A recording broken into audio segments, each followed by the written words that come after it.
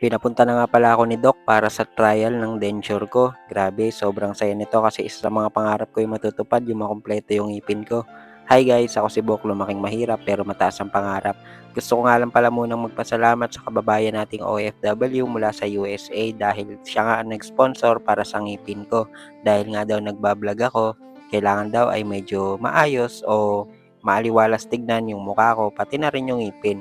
Kaya naman eto at nag-asikaso muna ako. Bale, ganito nga yung ginagawa ko pagising sa umaga. Naghihilamos, nagsisipilyo, tapos tinataas yung mga kortina at pinapatay na rin yung mga ilaw. Pagkatapos nito ay magpapakulo ako ng tubig. Gawa nga ng kailangan kong dalhin si mama sa CR.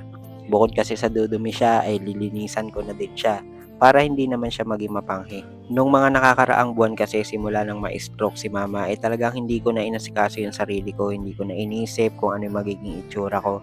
Pero ngayon dahil sa mga sumusuporta at nakakapanood sa amin ay sila na mismo yung naggagawa ng paraan para maasikaso ko yung sarili ko din. Tapos salamat nga pala kila Ate Abby at kila Ate Arlene dahil ito binigyan na naman nila ako ng isda. Noong nakita nga nila ako doon sa may Santa Ines, doon kasi ako bumili ng almusal kanina. Bumili na nga din ako ng gulay at prutas para kay mama. Tsaka sa tita ko na din. Kasi kung ano naman yung kinakain namin, ayun din yung kinakain niya.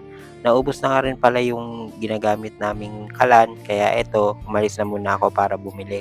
Dito ko na nga lang sa may bag nilalagay para hindi siya masyadong mabigat hawakan. Lulutuin ko pa kasi yung napamili ko kaya habang maaga ito at bumili na ako ng kalan. Maikwento ko lang dati noong nagtitinda ako nakabili ako ng gas stove yung double burner. Kaya lang dahil sa kagipitan at walang wala na ay naibenta ko rin. Pag uwi ko, kumuha muna ako ng tubig sa banyo kasi hindi umakyat yung tubig dito sa may gripo, sa may lababo.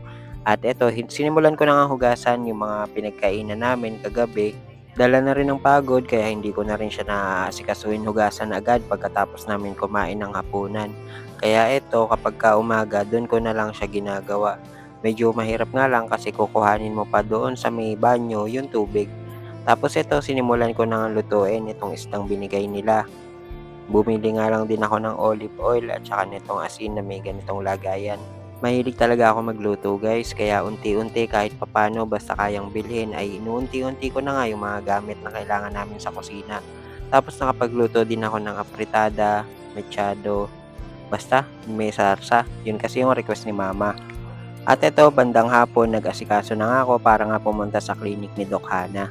Trial nga kasi para sa pustisong ikakabit sa akin at ito nga pinapaliwanag niya sa akin kung ano yung mga i-adjust, tinatanong niya ako kung saan ba may dapat pang ayusin, ganun.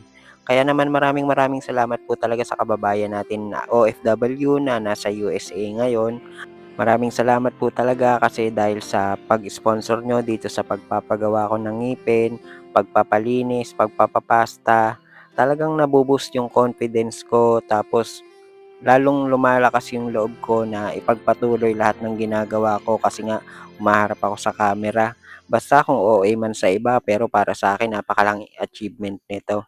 So paano hanggang dito na lang. Thank you po.